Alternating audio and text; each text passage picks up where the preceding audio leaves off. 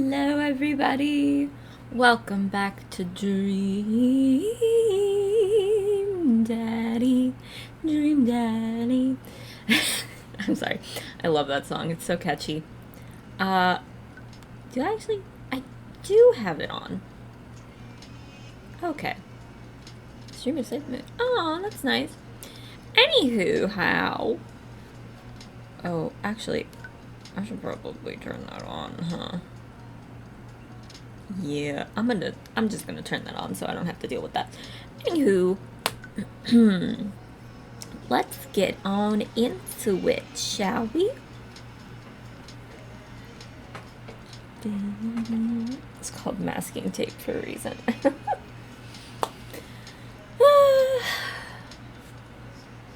I shouldn't have started this video until after the loading screen, but oh well.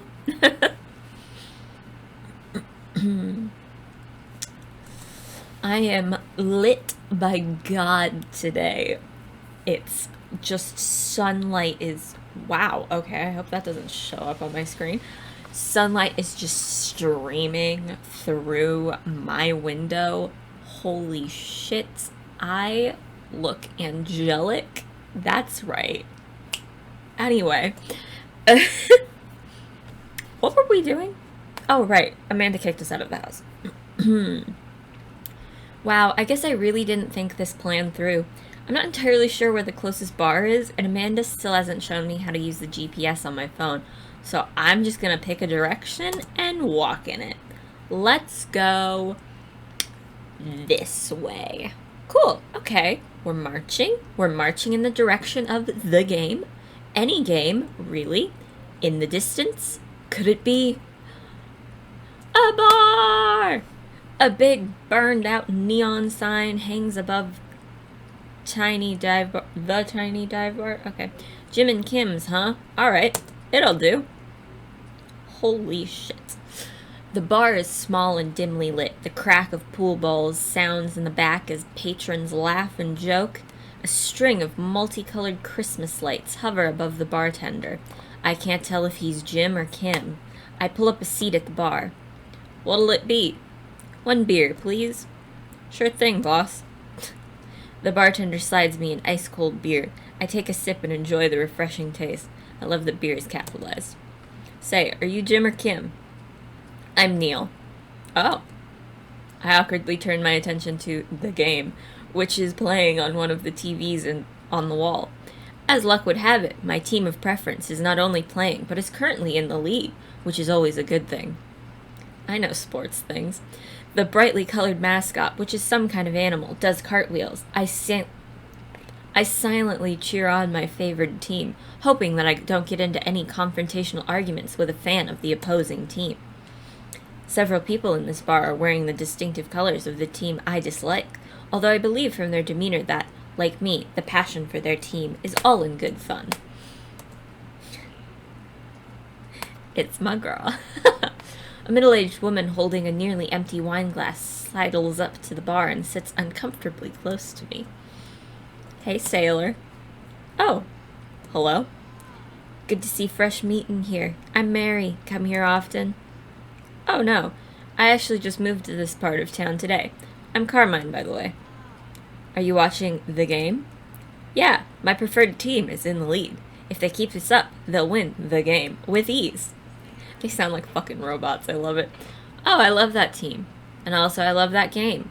I love someone who knows their way around balls. I'm getting the impression that she's a little drunk.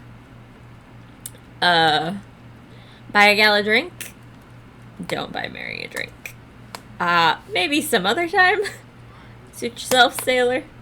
Mary saunters off, setting her eyes on the newest bar patron to enter. I happily watch the game over another beer.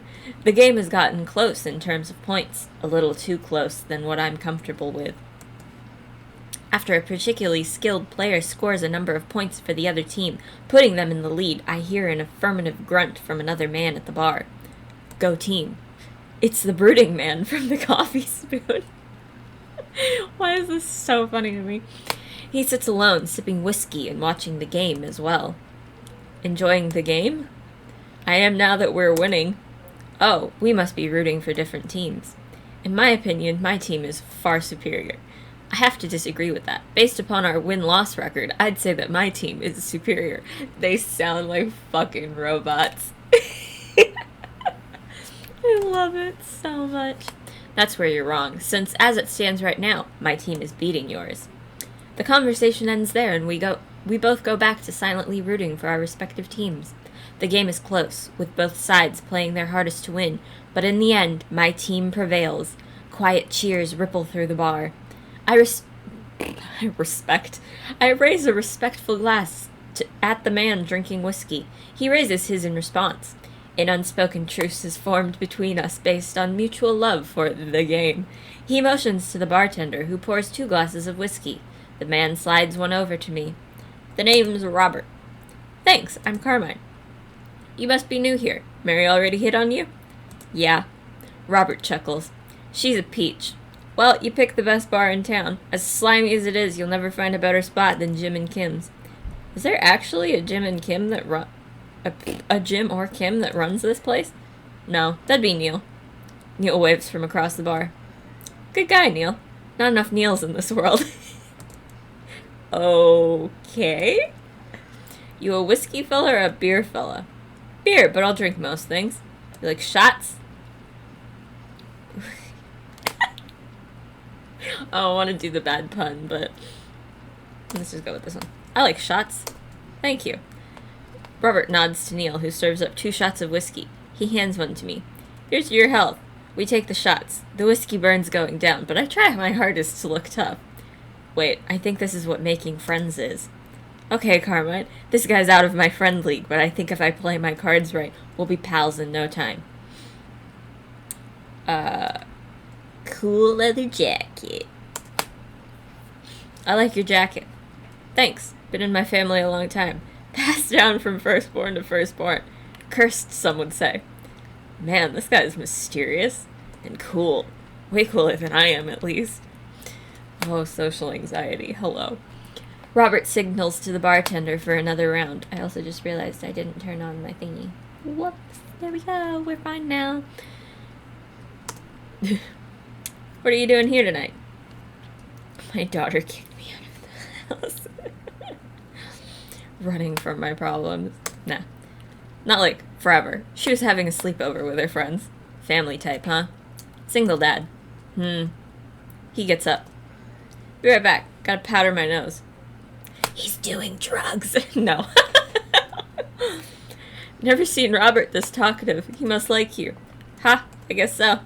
I gotta admit that Robert has a gruff charm to him. If a guy like that thinks I'm cool, then I really must be.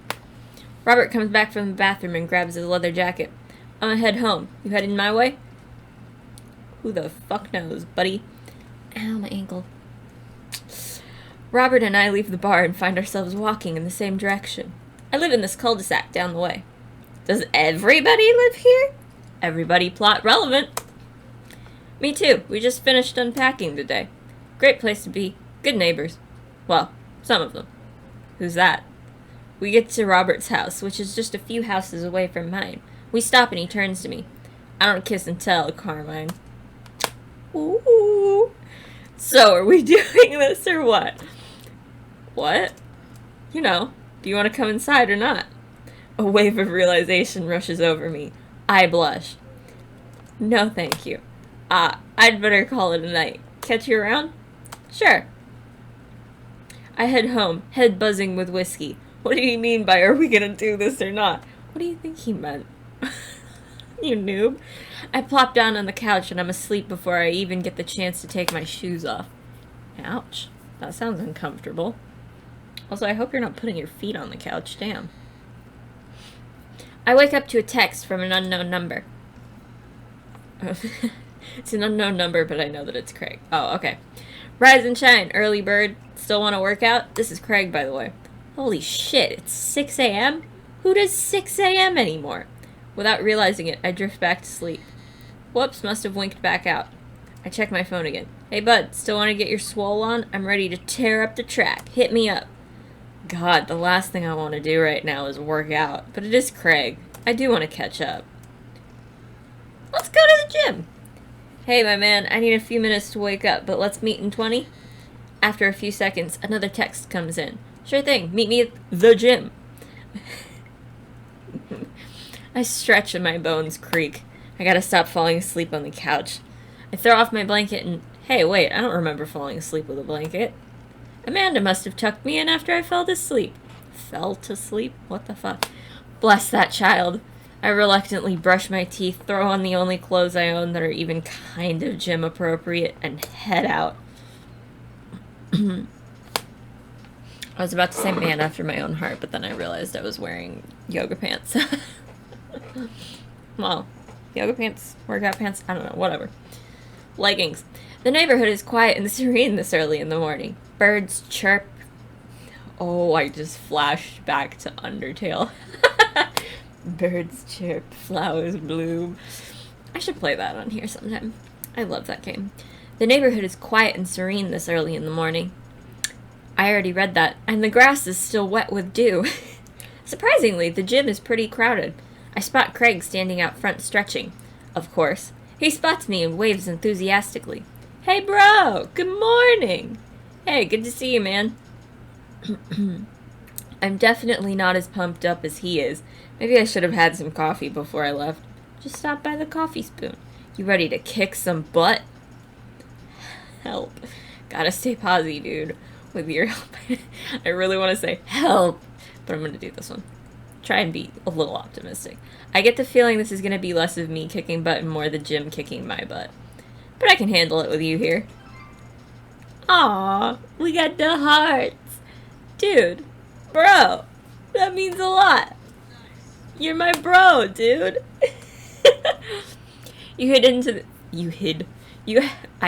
I feel like he probably wishes he was hiding right now.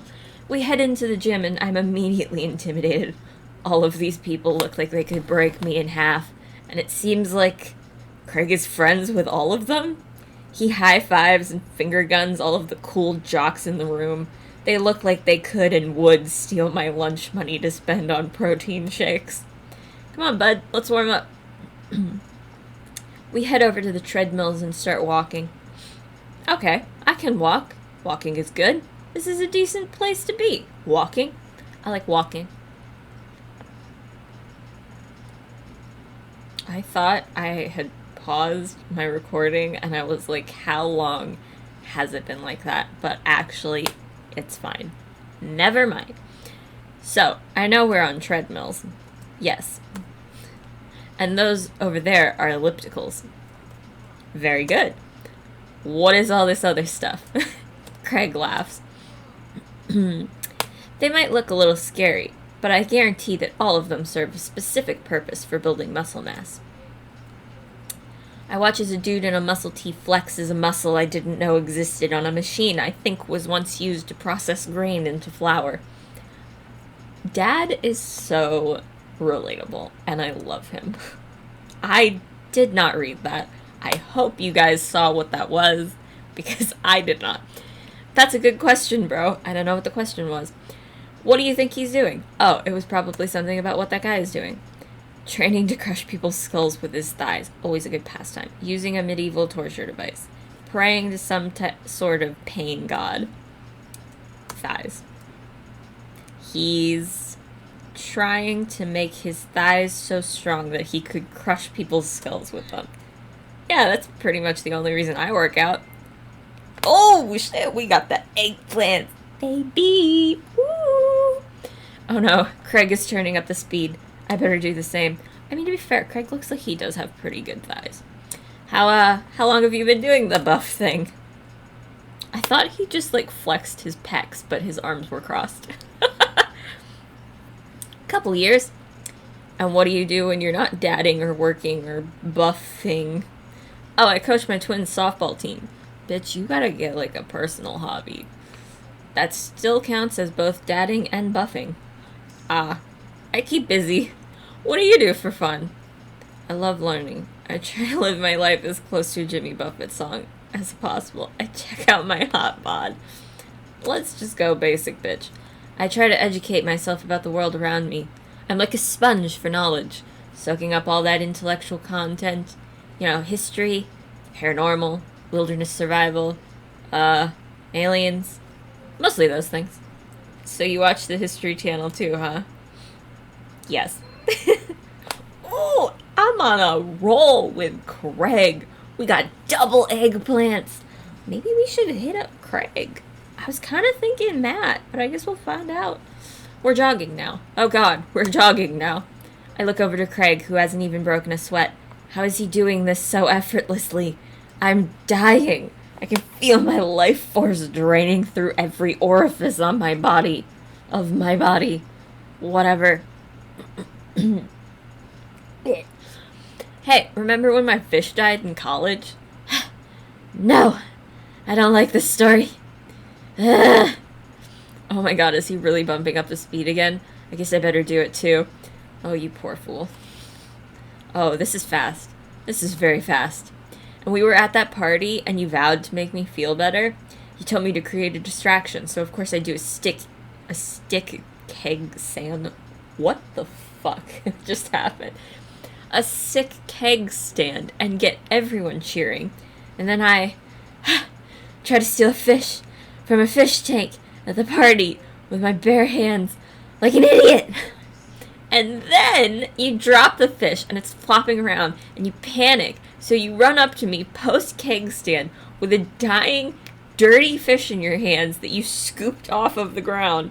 And you're yelling at me that we have to leave. So we're running out of a fish party with a frat party with a fish and trying to give it mouth-to-mouth resuscitation. And we get him home and get him into a bowl of water, but the prognosis was grim. And the next day he's alive and well. They never did catch the great fish thieves of Grand Ridge U. And they never will. Uh-oh. I shoot off the end of the treadmill and crash into the wall. Jesus, that hurts. Dude, bro, are you okay? He's like a Sims. Craig offers me a hand and looks me over for injuries.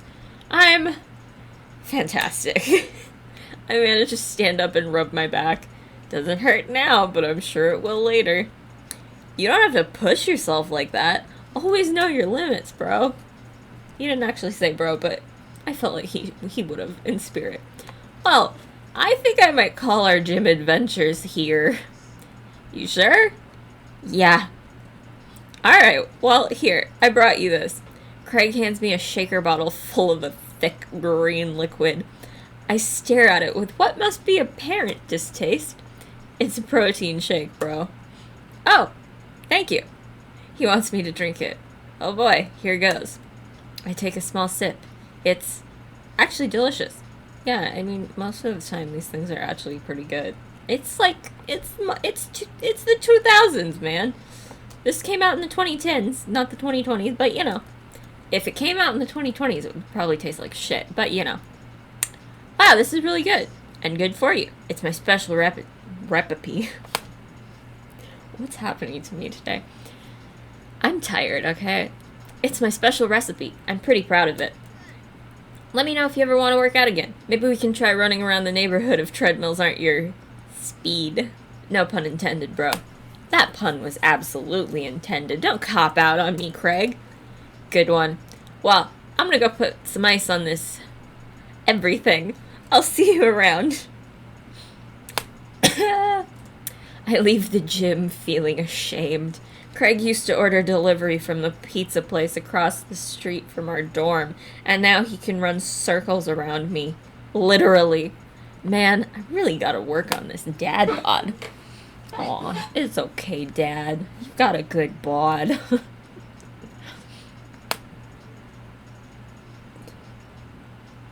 Never mind, I thought I was gonna sneeze, but it fizzled out. And it stuffed my nose at the same time. I get home and lie down on the couch. It hurts to move. Oh god, I'm so old. Oh no, I must have fallen asleep. What time is it? Shoot, it's 3:55. I'm supposed to be at Amanda's school in 5 minutes. I frantically put on some clean clothes, apply a generous amount of deodorant, and run out the door. Treat people better than they treat you. That's a good dad tip. Just be nice to people. I arrive at Amanda's school and check in at the front desk. They give me a bright orange visitor sticker and send me on my way. I'm barely awake and feeling pretty haggard, but hopefully nobody will notice. I check my watch and am relieved to see that I'm only 2 minutes late. Wait, was it room 103 or 108? I spot a youth standing at his locker and approach him for help. Excuse me, do you know where Mr. Vega's classroom is? The youth turns around and looks me up and down with heavily lined eyes. Look at that little emo. Come on, kid, I'm late for a meeting. Mr. Who? Mr. Vega. I don't know, have you tried the exit? Okay, wise guy. You gonna help me or not? Fine, up those stairs and to the left. Can't miss him. I head up the stairs and walk around, unable to find Mr. Vega's class anywhere. After a couple minutes of searching, I head back downstairs. That punk youth sent me on a wild goose chase. I get back to where that low-rent Gerard Way is standing, fully ready to give him a piece of my mind, when suddenly a head pops out of the classroom next to his locker. Lucian, don't you have a third period to get to? Fine, Mr. Vega. Wow! Now I'm officially 10 minutes late. I glare at him as he walks by. Little punk. We're not cool. You must be Carmine. This period's almost over. Would you mind waiting in the back? I would not. There's stuff on my computer. Mr. Vega leads me in and I take a seat in one of the comically small students' desks in the back. I might get stuck in this. Alright, where were we? Now, who can tell me about the unreliability of the narrator in J.D. Salinger's Catcher in the Rye? Yes, Colin. Colin stands up and does the thing where he blows into the crook of his elbow to make a fart noise. The whole class erupts in laughter. Alright, everybody. Very funny, Colin. Please sit down. Colin, not Colin. He's a column. Now, Holden Caulfield is an unreliable narrator in the sense that the bell for the end of the period rings. All of the students immediately get up and make a break for the door. Remember to do the reading and answer the response questions on page 194 in your textbook. Nobody's listening. Or not, I guess.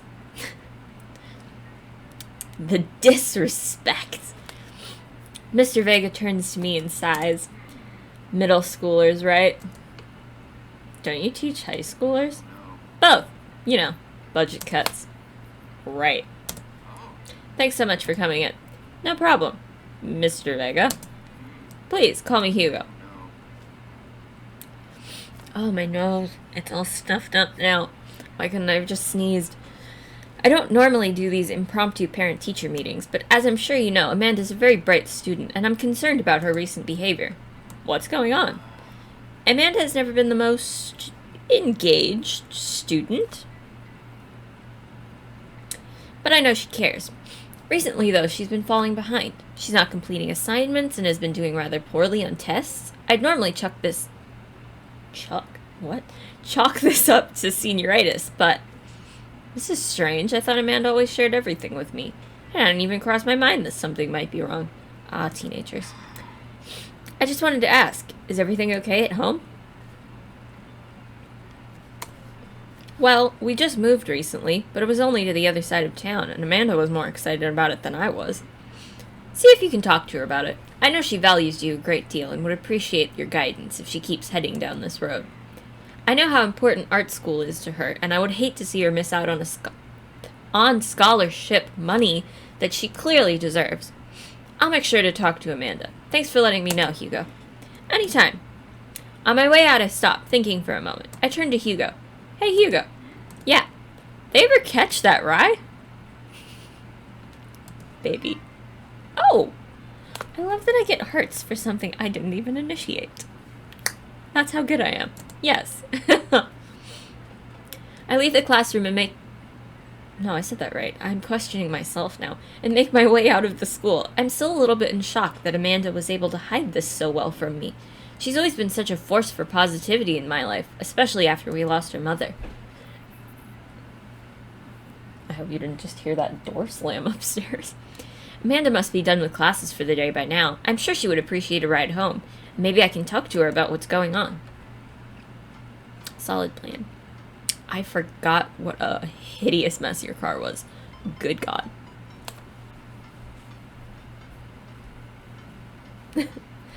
I pull up to the carpool and Amanda hops in the passenger seat. So, did you have fun gossiping about me? Mr. Vega and I actually just gossiped about our celebrity crushes.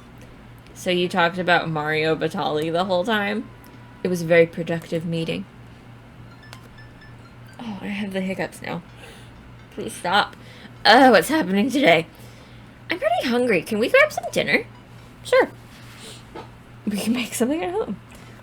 Fuck it. Let's go out. Does that sound good? Oh, we're going to not the hospital. The mall food court. Yeah, sure. Why the mall? Jeez, can't a dad take his daughter to the mall? Will you buy me things?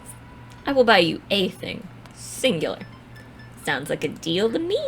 We drive in silence for a short while. Amanda plays a game on her phone. I should say something. Stop. I hate hiccups. You know, sometimes when a kid gets older, they find that they have to keep things hidden from their parents. And that's okay, because sometimes that's what kids do. And that's okay. But also, sometimes it's good to have the parents' perspective, because, you know, maybe the parents have also dealt with similar situations. And maybe they're a little cooler than you give them credit for. Anyway, what I'm trying to say is that it's good to share. Love you. That wasn't awkward at all. Have you been reading my tweets? You have a Twitter? What? Never mind. You know, maybe we should have followed her Twitter. Look, sweetie, Mr. Vega said you haven't been participating in class and that you're not turning things in. Oh, I'm fine, Pops. Senioritis and all that. I thought you liked Mr. Vega's class. It's fine. He's fine. It's fine. Nothing is ever fine when you say the word fine. Unless it's, ooh, that's fine. We pull up to a stoplight, and I eye Amanda. She's still texting. I should probably just take a nap. I want you to know that you can talk to me about anything. Uh-huh. I can tell that whatever it is, she doesn't want me knowing about it. That's frustrating. I heard Emma R. is going to that fancy art school in California. That's exciting. Yep. Are you bummed that you guys aren't going to the same school? Yep. Amanda keeps texting. She stifles a laugh. What's so funny? I don't think you'd get it. Okay? This is so awkward and uncomfortable. Who you texting? Noah. Who's Noah? My friend. Does he go to your school? Yep. This is so excruciating to witness. Do you like Noah? What? No! Dad! Ugh. I can't believe you would... Dad. I mean, jeez. Why would you... Ugh. Gross. Sorry. Just asking. Methinketh the lady doth protest. Dad, he's just my friend. Guys and girls can be friends. He's my friend. I mean, she's right. My best friend is a guy. Okay. Jeez. This is going well.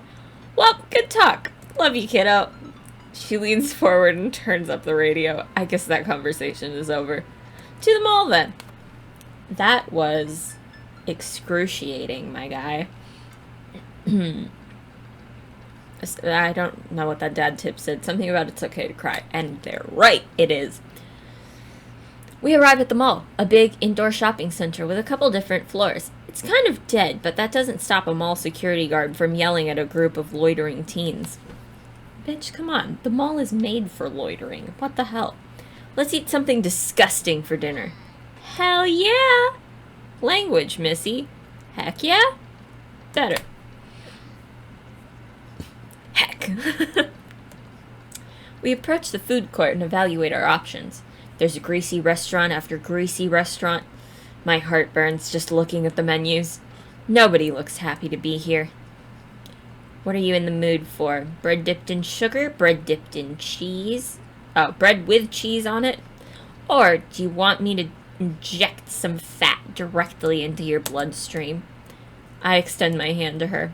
Would you do me the honor of sharing some nachos? She takes my hand with a grin. It would make me the happiest, cheesiest girl alive. We order a giant pile of chips and unnaturally orange cheese from a very whoa, what the fuck? Unenthusiastic and possibly stoned teenager. We take a seat at a rickety table and dig in. I swear to God, I can read normally. These are bad. These are very bad.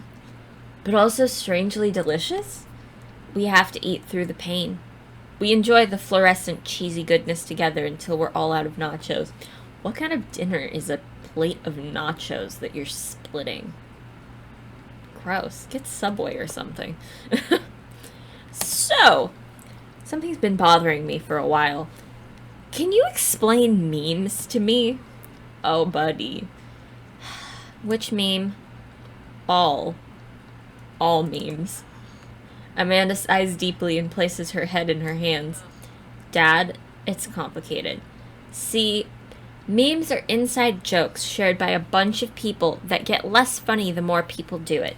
So the problem is that by the time a meme gets to you, Dad, all of us youths have already done the joke to death. And what's worse than... And what's worse than that is that movies and TV and video games will try to jump in on the meme train, but just based on how long it takes to make them, the meme will be long dead by the time it comes out. So it just dates it and isn't funny. Oh shit, what up? Oh my god. Dad, please. Anyway, changing the subject. Where to now? Wanna go to that goth store? What? You know, the one that's all black and tries to establish itself as anti-establishment despite being an exact representation of the establishment? I don't know what store you're talking about. You know, the one where you can buy chain wallets and it's basically an assault on what people fought so hard against in the punk and hardcore movements of the 70s and 80s. It's Hot Topic. Dude, you gotta be more specific. The one you threw up in that one time. Oh, that one!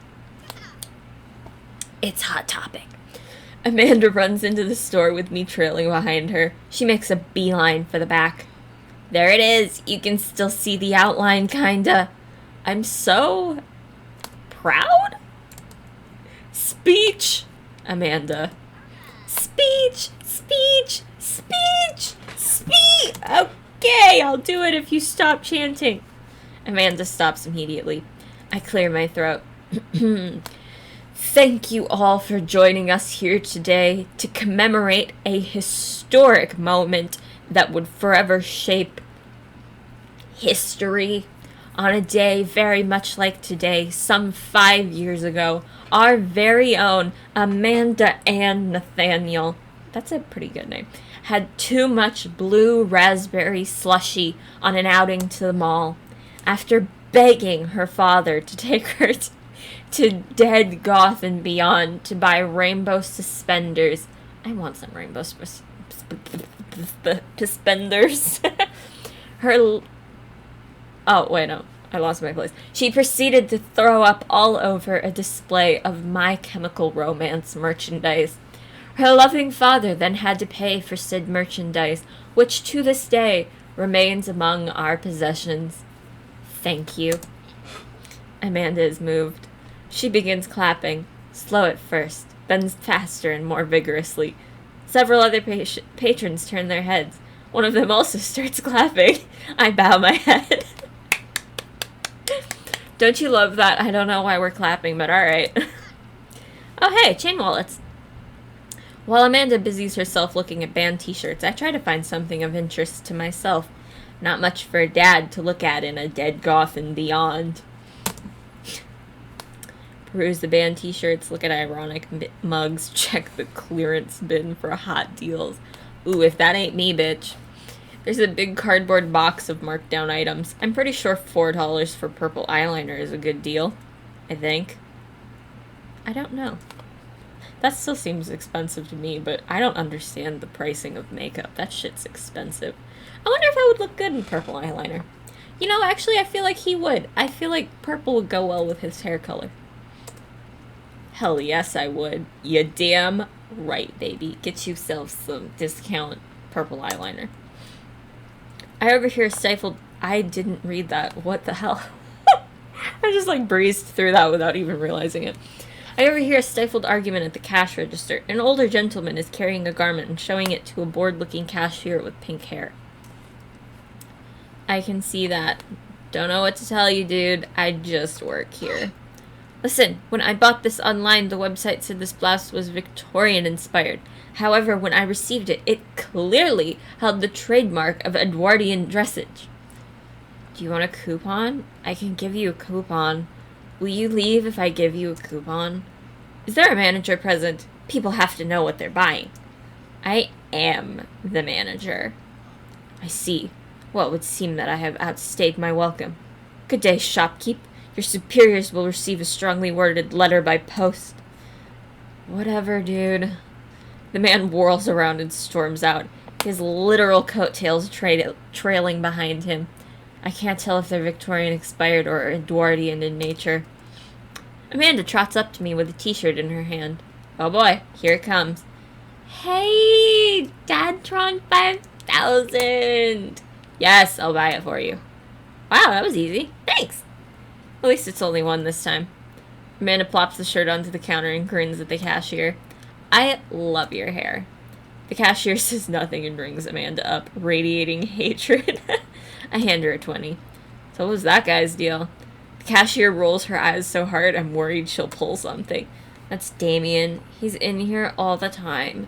He's obsessed with Victorian fashion or whatever. God, I'm having flashbacks to the game My Candy Love. Oh, rip Lysander. She hands Amanda her bag, and it's clear the conversation is over. We make our way out of the store and head home to get some rest. Amanda and I sit on the couch trying to find something to watch over bowls of ice cream. Ooh, I want ice cream. Ooh, I should go upstairs and get some mint chocolate chip ice cream. Yes. Y'all, what's your favorite flavor of ice cream? Look at that. There goes my alarm. Mine is definitely mint chocolate chip. Anyway. Oh, cool. Long Haul Paranormal Ice Road Ghost Truckers is on. Your favorite, right? Bitch, I honestly really want to watch that show. It sounds really fun. Oh, hell yes. They have to make it over the Canadian tundra before the ice road melts, but also they're hunting ghosts. Also, the trucks are haunted.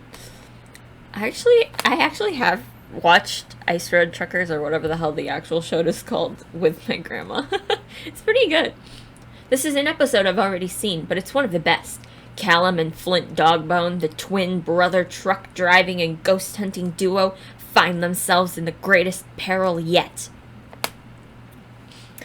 Oh no, the ghosts done got control of the truck. I can't steer on them there damn ice roads. Let me use this EVP meter to try and communicate with the spirits. Flint, we're about to die. I almost got it. If you listen carefully, it sounds like it's saying, you're going to die. That's because we are about to die, you. This is art. The episode ends and Amanda excuses herself to go and start arguments on the internet. That's my girl. I stay up a little longer, curious about the exploits of Callum and Flint Dogbone after their disastrous ice road accident. Afterward, I crawl into bed and get a good night's sleep. I wish that were me. Pay your bills early. That's also a good tip.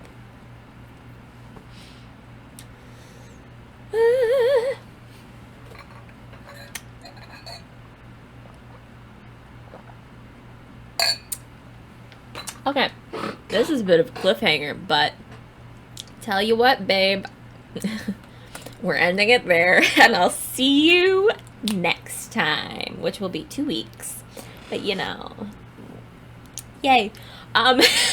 I hope you enjoyed, and thank you so much for coming and joining and watching me play games. I hope you had a good day, or night, or evening, or wherever you are in the world. Stay safe, stay loved, stay at home if you can, social distance, wear your fucking masks, you little shits. Mwah! I'll see you guys next time. Bye!